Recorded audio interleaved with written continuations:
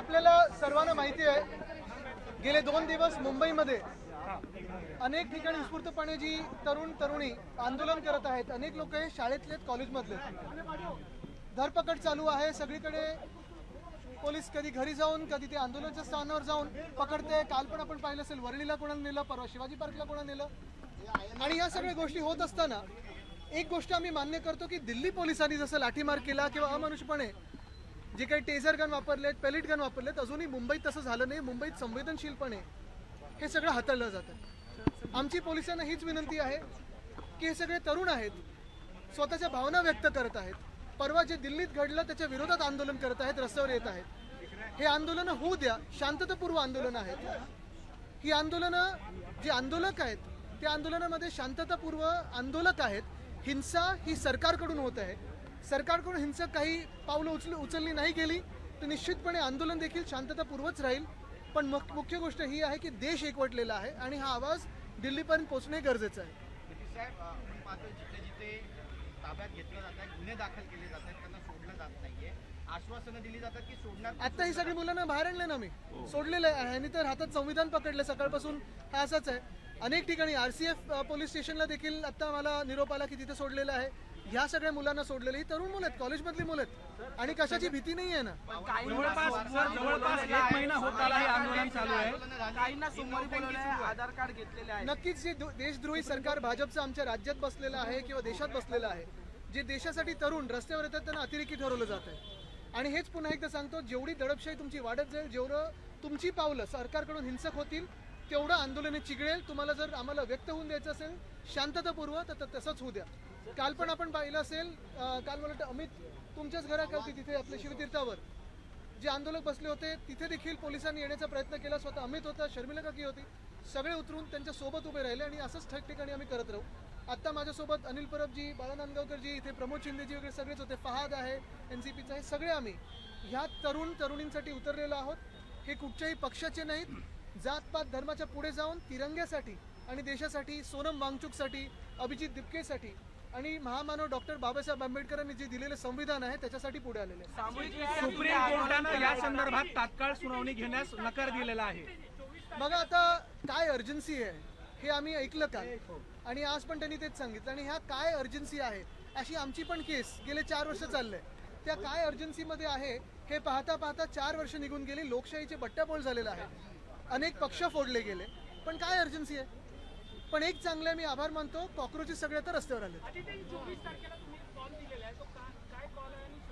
साधी गोष्ट आहे, काल आपण पाहिलं असेल जंतर मंतरला आणि जंतर मंतर करून देशाच्या संसद भवनाकडे अनेक लोक, देशाच्या प्रत्येक कोपऱ्यातून जे लोक गेलेत, मग प्रत्येक वयोगटातले आहेत, प्रत्येक सामाजिक स्तरातले आहेत, ही जात होती एकच मागणी घेऊन की धर्मेंद्र प्रधान यांनी राजीनामा द्यावा. त्यांच्यावर टियर गॅस सोडला गेला, लाठीचार्ज झाला, पेलेट गन वापरले, टेझर गन जे शॉक देतात. मला वाटत नाही जगात कुठच्याही डेमोक्रेसीमध्ये, कुठच्याही लोकतंत्रात असं दिलं जातं. हे आपण पाहिलं आणि त्याच्या विरोधात 24 जुलैला म्हणजे परवा दुपारी 4 वाजल्यापासून आम्ही तिथे सगळे एकत्र येणार आहोत शिवतीर्थावर. मासाहेब मीनाताई ठाकरे, माझ्या आजी, त्यांच्या पुतळ्याच्या तिथे. आणि फक्त एकच, सगळे राजकीय पक्ष कुठचेही झेंडा न घेता हातात सगळे राजकीय पक्ष एकत्र येणार आहेत आणि राष्ट्रगीत गाणार आहेत, तिरंगा घेऊन येणार आहेत. थांबवायचं त्यांनी थांबवा आम्हाला. आपण बघतोय की आंदोलन करताना पाहायला मिळतं. शरद पवार, आज शरद पवार आणि सुप्रिया सुळे यांनी पंतप्रधान. मी तिथे आत नव्हतो, मला त्यांची काय चर्चा झाली माहित नाही, पण काल आपण पाहिलं असेल उद्धव साहेब स्वतः जंतर मंतरला गेले, अभिजित दिपकेनं भेटले. त्याच्या आधी आमचे खासदार सोनम वांगचुकजींची भेट घेण्याचे प्रयत्न केले पण ते भेटू दिलं नाही. मला वाटतं अमित आपण देखील मला वाटतं 2-3 दिवसापूर्वी जाऊन अभिजितला भेटून आलेला आहात. एकंदर संपूर्ण देश आणि देश के जग हे आता पाहत आहे, देशात, आपल्या देशात तरुणाईला कसं चिरडलं जातं. काल आपण पाहिलं की सर आदित्यजी काल राहुल गांधींना ज्या वेळेला बावनकुळे म्हणतात ही नौटंकी आहे, नौटंकी सुरू असं बावनकुळे म्हणतात. त्यांनी किती पेपर दिलेत आयुष्यामध्ये.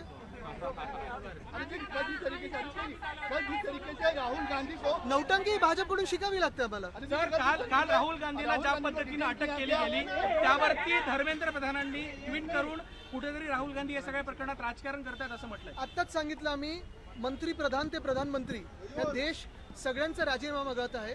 मंत्रिप्रधानचा आधी राजीनामा दिला असता तर पुढची वेळ आली नसती. पण तसं पाहायला गेलं तर दिल्लीत जे केलं, महिलांना कसे हात लावले गेलेत, कसं बांबू मारलं, तो कसं काय लाठीचार्ज झालाय, टेझर्स वापरतात, तुम्ही बॅरिकेडला शॉक लावताय. तो कोण तो ACP की DCP संदीप काय त्याचं नाव, कसं त्यांनी लावलंय संदीप लांबा. मग एक पोलीसवाला आम्ही बघितला, त्यांनी तिरंग्याला चेहरा पुसला, मग खालती टाकलं, मग त्याला लाथ मारली. जे खरोखर देशप्रेमी सरकार असतं आणि देशप्रेमी भाजप असती तर आता ह्या लोकांना सॅक करून जेलमध्ये टाकलं असतं, फाशीवर चढवलं असतं. सोशल मीडियावरती धर्मेंद्र प्रधान यांचा राजीनामा सुद्धा व्हायरल होतोय आणि मोठ्या झपाट्याने तो खोटा आहे. धर्मेंद्र प्रधान यांचा आता राजीनामाने त्यांची हकालपट्टी करणं गरजेचं खरा राजीनामा कधी होईल असं वाटतं? आहे. जेव्हा हे सरकार पडेल तेव्हा. का घेण्यात येत नाही हे काय कळत नाही. कारण काय फडणवीस यांचा वाढदिवस एक मिनिट अमित अमित का पहिले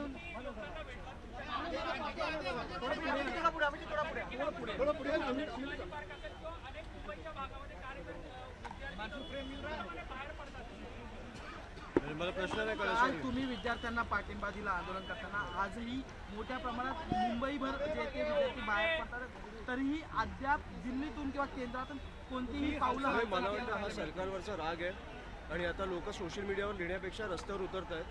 हे बघून मला आनंद आहे. म्हणून मी काल पण बोललो की त्यांच्यावर फोकस करा. राजकीय पक्ष म्हणून आम्ही उतरलो नाही आहे, तर देशासाठी एक कुठेतरी लोकशाही वाचली पाहिजे म्हणून हे सगळे लोक उतरले आहेत आणि त्यांच्यात तो राग आहे. आम्ही त्यांच्या पाठीशी आहोत हे दाखवायला आम्ही उतरलो आहे. आणि कुठे हात लावतात तुम्ही विद्यार्थ्यांना, हात तर लावून दाखवा. आम्ही आहोत त्यांच्या पाठीशी, त्याच्यामुळे त्याच्यासाठी आम्ही उतरलो आहे. त्यांना काही घाबरायची गरज नाही आहे. कुठेतरी हे जे तरुण रक्त आहे ते चिघळलंय आणि ते सरकारला जाब विचारताय. आता हा मोर्चा जो आपण जर सकाळपासून पाहतोय जो सकाळचा मोर्चा चेंबूरमधला होता तो आता पोलीस स्टेशनच्या बाहेर येऊन घेतलाय. कशा पद्धतीनं आंदोलन करताना आता हाताळत येईल असं तुम्हाला वाटतं? कारण पोलिसांकडनं ताब्यात घेतलं जातं. नाही, जसं आदित्यजी बोलले तसं एक मुंबई पोलीस खूपच आमचं सहकार्य करते, प्रोटेस्टर्सचं सहकार्य करते. त्याच्यामुळे त्यांना लगेच त्यांना पण सोडायचं. मी काल काही पोलिसांशी बोललो, ते बोलले आमच्या घरी पण मुलं बाळ आहेत, त्याच्यामुळे त्यांना डिटेन करून सोडणार आहेत. पण मला वाटतं की हे जे तरुण रक्त जे उतरलं आहे ते अतिशय उत्तम आहे आणि मला वाटतं असा हा आवाज सरकारपर्यंत पोहोचला पाहिजे. बाहेरचे आंदोलक आले त्यांना कशा पद्धतीने ह्याच्यातच मी तुम्हाला ॲड करतो की जे मुख्यमंत्री ह्या गोष्टीला फेसलेस बोलत आहेत ह्याच्यावर आपण विचार केला पाहिजे. जिकडे तुम्ही मुख्यमंत्री म्हणून ज्या लोकांनी तुम्हाला बसवलं त्यांच्याशी चर्चा केली पाहिजे, त्यांना तुम्ही फेसलेस म्हणून मोकळं होत आहे, ह्याच्यावर पण विचार केला पाहिजे जरा. त्याच्यामुळे खूप गांभीर्याने घेतला पाहिजे हा विषय.